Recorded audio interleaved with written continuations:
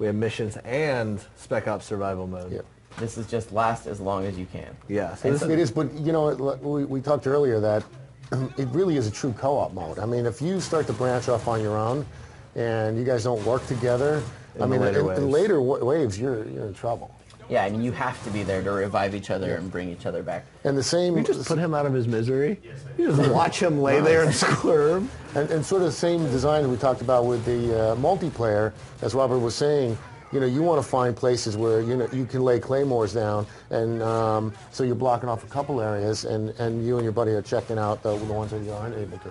So, Spec Ops Survival Mode, you have a different level as well in Spec Ops, right? Yep. You're not going to sit here and earn... You can play Spec Ops and you can still level up, but you're not going to be able to play Spec Ops to basically farm experience for your multiplayer. Yeah, no, your Spec Ops rank is completely independent from your multiplayer rank. If you get Spec Ops rank, whether you're playing mission or survival, both, you know, allow you to unlock things in both modes.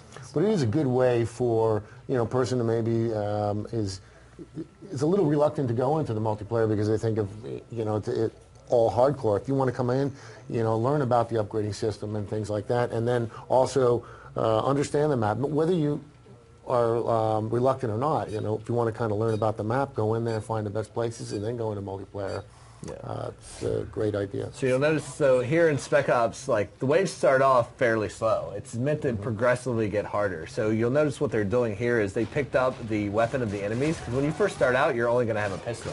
And you earn money to buy new weapons by killing guys. But what I like to do, and what they seem to be doing, is rely as much on the ammo and the weapons you can pick up from these enemies early on as you can. Don't waste your money getting ammo or doing that, because save up for, I like to wait till like I get about 30 grand, which is, it looks like what Mike's doing, is because then you can afford things like the ACR, some of the higher level assault rifles, and then just stick to that one weapon as much as possible. I like the ACR personally because not only is it one of my favorite weapons, but in the later waves you'll start coming across enemies that carry ACRs, so it helps you with, like, instead of wasting your money on ammo all the time, you should be going around picking up their ammo off them. So obviously this is a cooperative mode, but there's also a little bit of a competitive thing between the two players too. You're competing for kills, competing for a little bit of cash.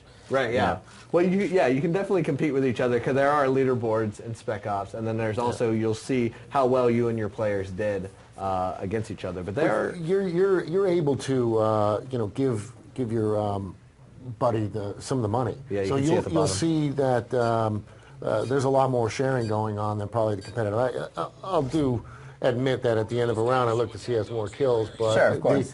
You can't get through it if you guys aren't really I mean, if you're going to just do nothing but compete with each other, you won't last very long. Plus you can revive, if one of you dies, you can revive them. So it's like I said, it's a true co-op. And as you progress through the levels, you know, first in Wave 0, they didn't even have the option to buy guns. Now they've unlocked the option to buy guns as well as support equipment. Yep. So right now they have the equipment armory and the weapon armory unlocked, as indicated by the HUD elements. Yeah, there's just some great stuff you can get. And you can even bring in a squad of Delta. Yeah, I've seen that. I've actually never been able to. And they're not just bullet magnets. I mean, those guys are you know, really helpful. You know, I love to get you know, turret to lay down in some of these areas. Like we'll hang out in here. I know quite a bit. Is there a max level that you can reach in Spec Ops Survival? Like wave? Yeah, like in theory. Not that we know. Infinite number of waves. Is there a internal sort of record being held currently? What's the highest right now? 38? 38 is internal, but I have heard 40. Wow. I thought that someone said that really? XP went to 40 or 41. They're a liar. That's what I thought. But I'm sure once like you said, once you get in the hands of a bunch of people, they'll... Once you find those super sweet spots that you can... Mine was 23. Yeah, mine, the highest I've ever gotten is 22. I got to 23 solo the day before yesterday. I found this spot on Resistance. Like, I found, like, the best thing to do is if you're playing solo, get in a spot where one place you can visually cover and the other place requires them to do some sort of, like, mantling. Like, on Resistance, I was up on this... like in the back, I was up where they had to get to me, they had to climb up this dumpster, and then or they had to flank all the way around. So I could cover this point and then just listen to hear when they were climbing up the dumpster, so I could like fire, then turn and fight. Have you gotten up to 30 yet on with someone else? I don't think so. No. So They get good at reviving.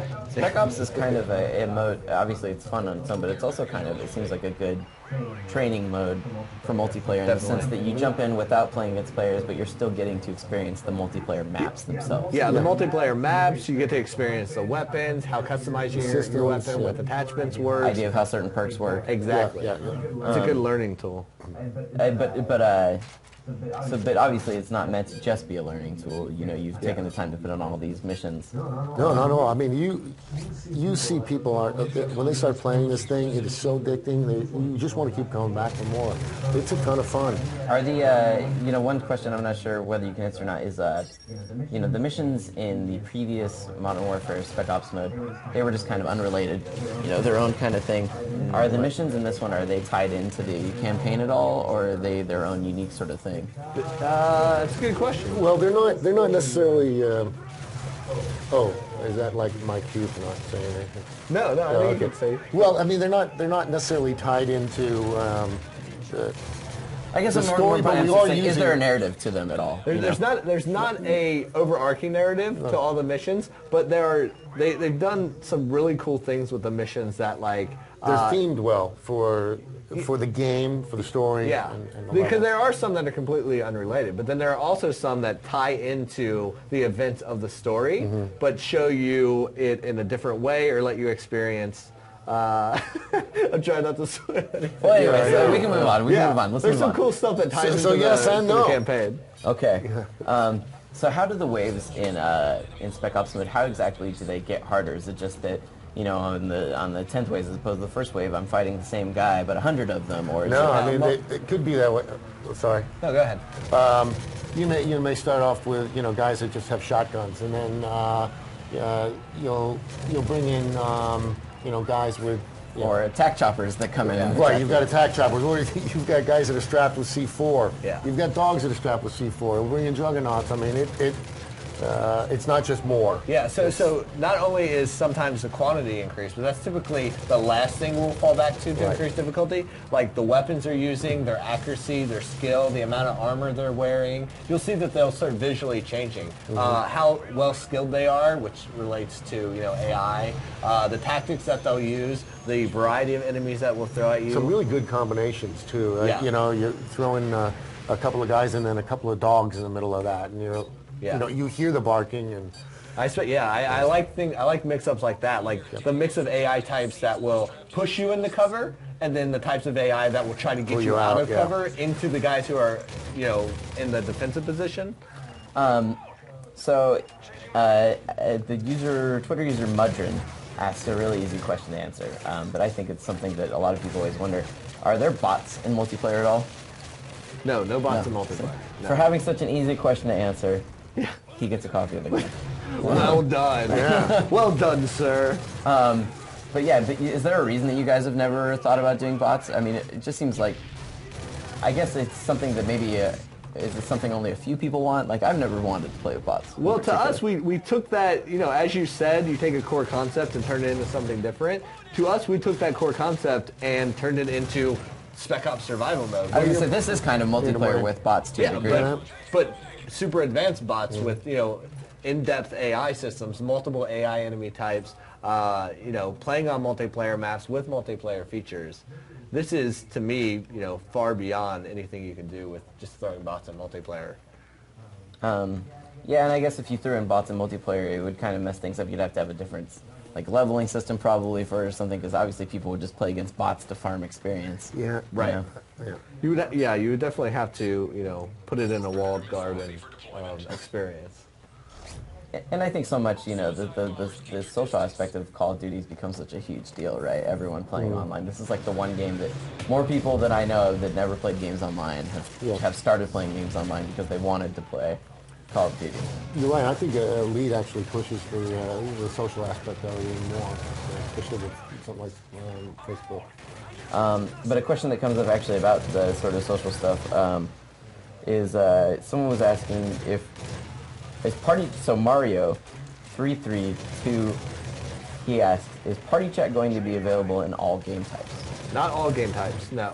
So while we have loosened, I think, some of the restrictions of party chat in game modes in comparison to how restricted we were in Modern Warfare 2, there are still some that we want to be pure. Can you speak to that a little bit more? Or? I think the one offhand, I think, is S&D. Okay, search and strike. Obviously, yeah, where you have one spawn and stuff, if people were sitting there on opposite teams, like, or even watching camera, they could really tilt the tide by talking to each other. You know, and I think that kind of just goes hand in hand with what you're saying, how much emphasis you guys have put on making sure that people aren't cheating in any way, shape, or form. Dark Skittle asks, can you use kill streaks? I know, right? These names. I like Dark Skittle. Can you use kill streaks in special ops? Are there kill streaks? Yes, there are. So you have it. So you see that plane icon is the air support package. So if you can go there, you can call in a care package that gives you perks. Right now, he has quick draw as a perk. You can also call in kill streaks. Some kill streaks are for multiplayer. Some of them are exclusive only to Spec Ops survival mode, like the Delta Squad. That and he can actually use his money to just purchase an airstrike straight up. Right. Yeah. So he can go there and buy a Predator missile, buy whatever. I mean, and you know, it depends on your strategy. Like Glenn said, the first time you hear a Juggernaut coming in, the first thing you want to do is try to get over there and get a Predator missile, because if you get pinned down, that's the one thing that's going to take them out fairly instantly. Yeah, and obviously there are still kill streak rewards, but it's not the same. It's not kill 8 guys and get a free one. They're not earned through kill streak. There has to be the cost of spending your money. Exactly. You know, to kind of keep you back. I mean, money. It seems like, you know, right now he's rolling in cash, 8,500. But that will go quickly. I was gonna say in the later levels, when all of a sudden you're having to buy explosives and stuff, or claymores or C4, it can go. Yeah, like self-revive in itself is like $3 or $4 grand, and self-revive to me, he doesn't have self-revive now because he got put down. So self-revive is an ability you start out with from the beginning of the entire survival thing, and it allows you that once you go down, if you kill an enemy, you get yourself back up. Something that's extremely important in the later waves if you don't have time for your buddy to get over and revive you. It's what I spend most of my money on. So another Twitter question from Eminem Rex. Which is a good pro tip. He says, are eavesdrops back now that the Xbox party is disabled in certain game types? Eavesdrop? No. Eavesdrop is not back. See, there's a Juggernaut coming in. Yeah, Juggernauts, in my opinion, for me it was always about stopping him with C4. Yeah, letting him, luring him in towards you, blowing him with C4. So, I mean, obviously they can still take a few before you take them down. What are you going for the knife? Stop hiding. Be a man. A knife on a Juggernaut? Are you crazy? If you finish him with a knife, then you get an achievement. Oh, really? Yeah. Oh, there's a pro tip for achievement hunters. I didn't know that. I'm always scared to go up and melee them. I just got that one last night. Just because, I mean, they usually turn around and beat you down in like 2 hits. Yeah, they're tough. You got to go for their head if you don't have a... Yeah, what I'll do with the Juggernaut in this, just to get the achievement, is I'll try to get him in a spot where I can, like, loop him and just peekaboo him and get some stabs in and then run around. Do you guys ever find that, you have to go back and change the way a weapon... Like, obviously, the way weapons function are grounded to a degree in reality. So if a weapon's automatic... I'm saying if a weapon's automatic, it's automatic, that sort of thing. But do you guys ever find you have to go back and rework it? Like, the M16 needs to not be like this in the next game. Maybe the M4 didn't quite work the way we had hoped.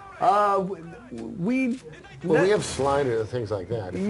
Yeah, the things we look at balancing are like, it's like, okay, let's not change the core function of this weapon, but how can we adjust its reload speed? How can we adjust its rate of fire? How can we adjust damage, how fast you switch to it, how fast you move with it? There are other things that you can look at, like how much kick does it have, all that stuff, to balance it out in different ways rather than completely changing the way the weapon works. At this point, it's more like minor tweaks. I was going to say tweaks that the average player would probably never even notice, like how long it takes to put a clip in, that sort of thing. Definitely. Like shaving off milliseconds. Yeah, this is stuff you're constantly playing with. And range is a big thing. I mean, you look at how we address shotguns in Modern Warfare 2, like the Akimbo 1887s, of where we completely revamped how the range works on those later on based on player feedback. Let's see. Another Twitter question that comes in. Well, I guess this is kind of one that's hard for you to answer, but I'm reading it. Never. Not possible. His name is dtreats638, and he says, he's asking, money-wise, I'm going to paraphrase his question into something else. He says, money-wise, why is it worth it to get the hardened edition over the standard version? Well, so the hardened edition comes with a year of Elite. Yeah. And a year of Elite in itself comes with all the DLC from Modern Warfare 3. So so... You're effectively buying DLC vouchers, basically. Yeah, so the sad thing for him is I'm pretty sure most of the hardened editions are sold out at this point, though. Yes. So, I mean, it was something that was an actual deal, and that's the whole reason we didn't have a Prestige edition, is because we never found something that I felt like, okay, that's a legitimate deal for our players. We're not just going to do it to do it. And the Hardened Edition came out in a way that it was actually a deal, and that's why we're like, okay, this should be a collector's edition. This should be limited, and, I mean, you get cool stuff in it. Collector's editions are meant to be for that guy who wants a little extra, who wants to nerd out on something. And we put some cool stuff in that we can't go into detail of what the collector item is. Like, what do we call it on the back of the box? How do we word it? The Task Force 141. Basically, it could potentially be spoiler, I take it. Yeah. So the collector's item in there is that. So you get cool stuff like that, but then obviously he's speaking like, what is my value and money savings? The Elite in itself really good. does it. Yeah. Well, did you... a paraphrase for expediency, or because... Well, I paraphrased because he actually said... We have Twitter, we know what... He actually said, money-wise, is it worth it to get the hardened edition over the standard version of Modern Warfare 3? And at first I thought he was just kind of being a little snarky, like, why should I pay for more? But money-wise, it actually is... It sounds like it is more worth it if you're going to play a ton of multiplayer and you're going to buy those map packs anyways. Yeah, absolutely, yeah. Money value, it's worth it because you get a lead, and then some of the collector content stuff, you get really cool stuff. Yeah. The sad thing is, like you said, if he's asking now, it's kind of a little late. Hopefully. There might be some places, depending on where he's at in the world, that still have some. Unless he's got it, I'm just wondering if he got the right thing. I'm sure there are many people. If you already got it, then yes, you've got a good deal. Are you guys planning on attending any of the midnight launches for the game? Definitely. Yeah. We're having thousands of events around the world, and I know a lot of guys locally here in San Francisco are going out, right? We've sent from both studios. We've got guys going all across the world and the country, and I'm going to Paris. I was going to go to London, but unfortunately I have to stay local. So we have some of our lead guys going out to London. We have them all over the world. I'm going to stick to Los Angeles. Yeah. I'm going to lurk. I should go in a ghost costume. Just lurk. And not have anybody know that it's you? The whole time you're just a cosplayer? Set up a barbecue. Yeah. When you guys went to XP earlier this year, was there any good Modern Warfare cosplay? There was some, yeah. People were dressed up as Robert. That's not hard. Just throw on some cargo shorts and a t-shirt. Yeah, shave your head. So another Twitter question from COD MW3 XX for life. Wow. This guy's he's committed. He's committed. He is. He says, do you have any consequences thought up for people who decide they want to hack and ruin the game for the rest of us? Yes, we do. Yeah. A lot. Yeah. We can't tell you. Physical harm will go on though. I'm from New York, so. But more importantly, we, as we talked about earlier, we have the ability to completely control leaderboards, the ability to individually control who can rank on those leaderboards forever or temporarily. We can adjust. We can adjust their accounts. We can prevent them from playing. There's a lot of actions that we can take. Just don't do it. XX. There's actual risk involved in attempting this stuff. Whenever someone asks that, you always have to wonder: are they asking it because they're scared of it, or are they asking because they're that guy that's like, how bad am I going to be punished for when I try this? So another question that comes up, which will be really easy to answer since we already kind of went over it again, but I think it's good to reemphasize. From PHLR26, they ask, would there ever be a free trial period so they can try and see if they like Elite? But the thing is that the core features of Elite are already free. The majority of them are free. It's just the paid is the paid features are clan support, getting that DLC. There's exclusive content, like video content that you can do. There's a lot of stuff. And you can imagine that the paid is something that the Beachhead team isn't done with it. Right. I mean, obviously, it's an ongoing thing for them based on the life and the success of the game, which obviously it looks like it's already going to be quite successful, so it'll probably have a pretty good life. Sweet. I hope so, yeah. But yeah, I mean, Hey, Josh, your buddy's dying. The features are free to start with. You got 5 seconds there. Here we go. Dying. What's going to happen? Oh, my gosh, 1 second. Wow, Josh. 15. Way to go. End of show. What were you doing over there? Hey, it's not bad. He's playing with someone who's never played before, in all likelihood. Hey, what's going on, guys? My name is Seizure, and today I'm bringing you some Modern Warfare 3 gameplay. I know this right here doesn't look like a gameplay, but they should start it up any second now. I'm watching a live stream on IGN.com, and so I'm just recording straight off of there like I did for my other video if you happen to see it. Are these guys going to start or what? But anyways, if you don't know who they are, this is a guy from Sledgehammer. I don't remember his name. Something Schofield, Rob Schofield, something like that. Robert Bowling from Infinity Ward, and this is an IGN editor. So let me turn the volume up so you guys could hear them at least. An elite feature that you would get through Elite. That's actually a paid Elite feature, but I think that you obviously what do you exactly do you get when you're paying for clan support? Well, the clan sub is really cool because it allows you to go in. You can reserve clan tags for your clans, so you can reserve that clan tag so all your teams have it showing up in game. You can assign clan colors to that clan tag for you.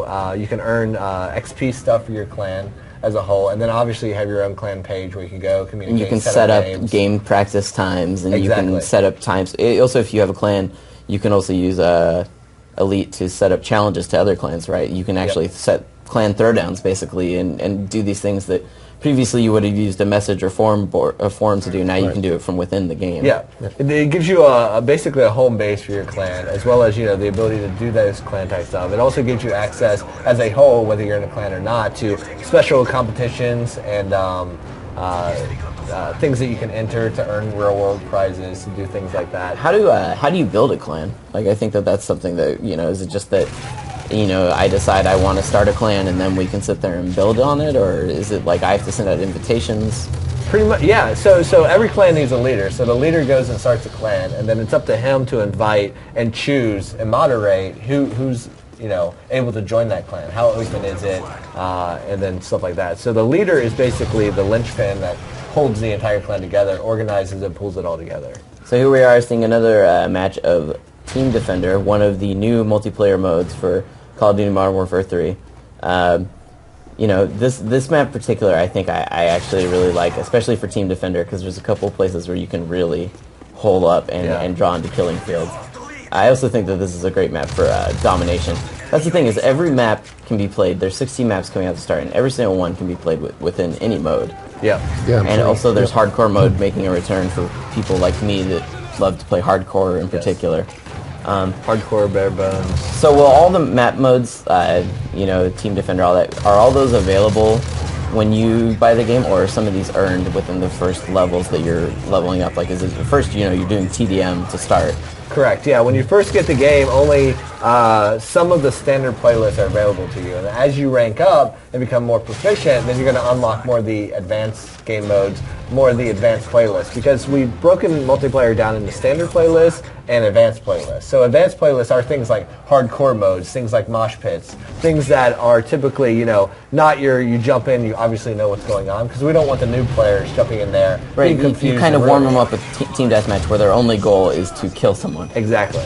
And then you can get them used to the idea of actually completing objectives additionally as well. Yeah, but obviously, the veteran Call of Duty players who have been playing for years, they're going to jump in and unlock those other game modes, super quickly. I think that what we just saw there was actually a really cool example of what a support class can do for their team, adding a ballistic vest that everyone on the team can kind of pick up, get that little bit of extra boost to health.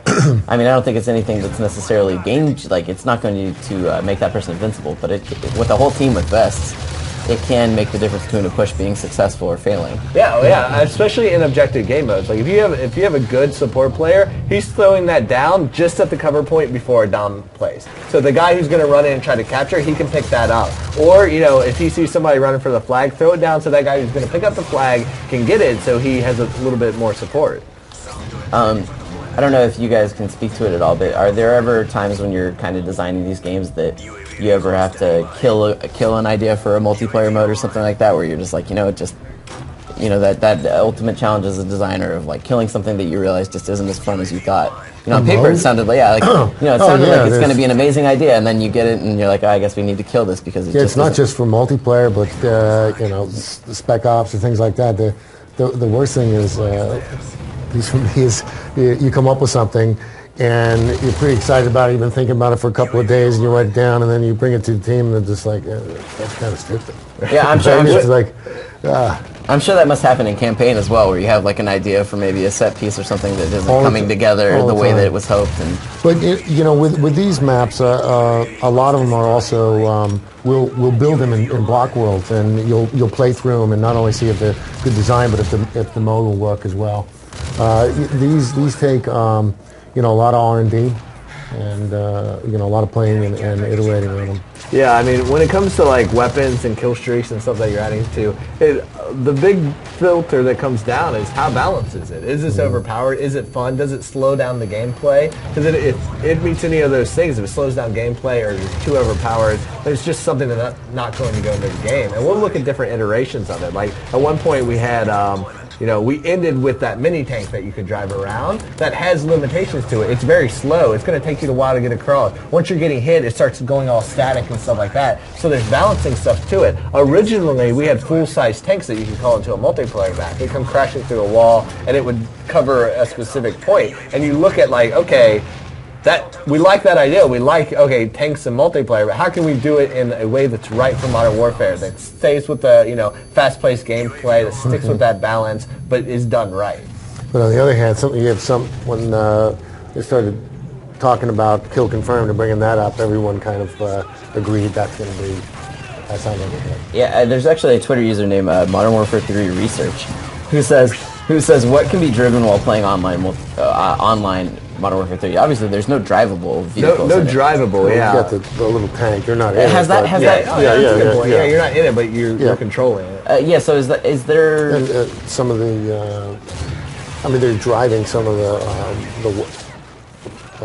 smaller UAVs and stuff like that. Yeah. Is there ever been sort of the idea of, you know, toying around with sort of drivable vehicles, you know, like a tank or a, you know, I guess the levels in general are small enough, focused fights, that you don't necessarily need vehicles. Exactly, and that's a specific design decision. Because, you know, we've looked at vehicles in the past and played around with them in our multiplayer. I mean, obviously, Treyarch has done their own Yeah, things. they did it. But in Modern Warfare, what vehicles do is they change the design of the map. They change the design of the pacing of the multiplayer thing. So when you put in a vehicle, the balancing, everything all of a sudden about people it. have to think about anti-vehicle weaponry. Anti-vehicle weaponry, you start spreading out the map so they're not so close quarters, they're not fast-paced, you're not always in the fight. And that can be fun if that's what you're designing for, but it's not the style of multiplayer that Modern Warfare is about. We're all about that very fast-paced, infantry-focused combat, and you start losing that when you start introducing vehicles. So there's ways that you could do it, but it's a different experience. And this is the experience that we like the most.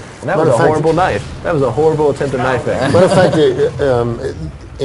in some ways, this game goes back to you know, some of the gun-on-gun stuff that was original, because it felt like it was pulling away a little bit in the last game. Yeah, I mean, I just think that if there's one thing Call of Duty's always been known for, is it hasn't necessarily been the playable vehicle sections and stuff like that. Like, those are nice because they help break up the pacing of something like a campaign. But when everyone thinks about Call of Duty, it's thinking about looking down the barrel of a gun, shooting at people as a person, not as a tank.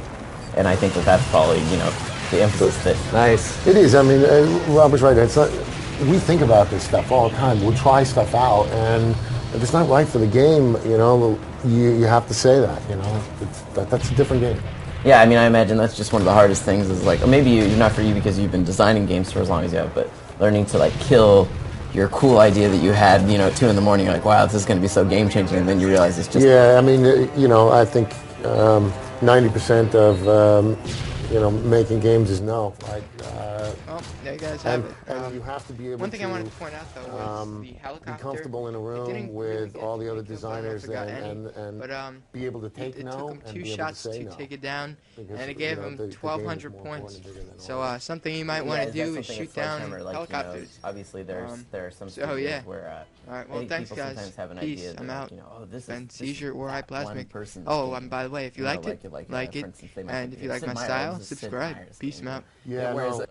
Hey, what's going on, guys? My name is Seizure or iPlasmic, depending on which channel you're watching this video on.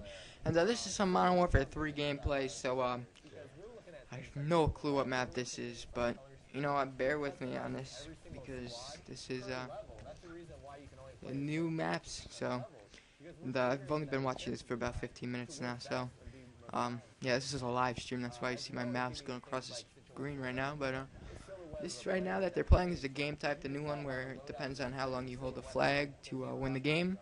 So, and let me point out right away, this guy is terrible at playing. He's a really bad player. So, don't worry, this isn't me. I don't have the game yet.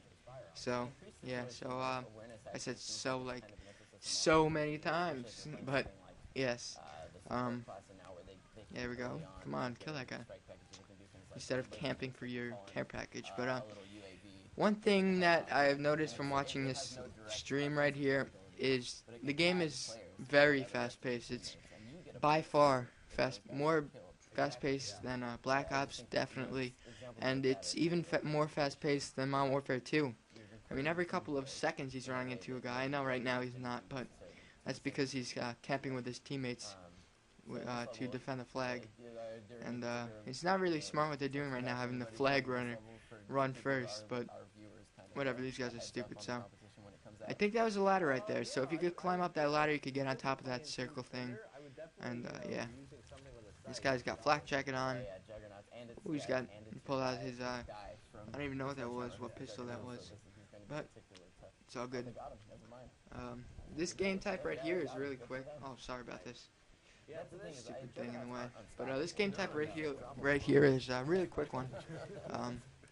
You get it over in about 4 to 6 minutes. These guys do, and these guys aren't good either. If you're playing with a good team, you could get this over with probably 2-3 minutes, and you get your win-loss up real quick, and it's pretty good. Like, look, he spawns right away. He sees a guy. Very high action, and there's a few enemies. I see there's a lot of enemies at one time approaching you, so looks like to be a good game type for if you're looking for that high action, fast paced gameplay. So for some reason you got double points there. I have no idea why. Maybe because he's on like offense, because the guy was near the flag, but whatever. This game is basically Modern Warfare 2.7. I wouldn't say 2.5, but 2.7 is about right. Oh, you guys do UAV actually, yeah. One thing I noticed with the SAM turrets, when you call them in, he didn't call it in this game yet. I don't even know if he's going to get one, but you don't have to wait for the plane to come and drop it off. He just pulls it out of his asshole. Like many other things, actually. But he just pulls it right out of his asshole, and you got a big SAM turret right in front of you. So that's pretty cool, I guess. If that's for you, if you know what I mean. But, yeah. So, let's see. It's almost over. It's getting there. It's up to 7,500, same as a regular team deathmatch would be. But, he's using, I think this is a SAW right now. I don't know, the SAW or the RPD, but I think it's a SAW. And right here, this completely reminds me of shit. What's that map from COD 4? The one where they had the stuff in the middle, and damn, I can't remember, but it's completely reminds me of it. This right here reminds me kind of Crossfire in the back. There's so many COD 4 maps integrated into this game, like parts of the maps integrated into this game. I can notice them very easily just by watching. Like right there, reminds me exactly of shit, man, I can't remember the name of that map. No, not Showdown. It's COD 4 maps, so bear with me. Strike.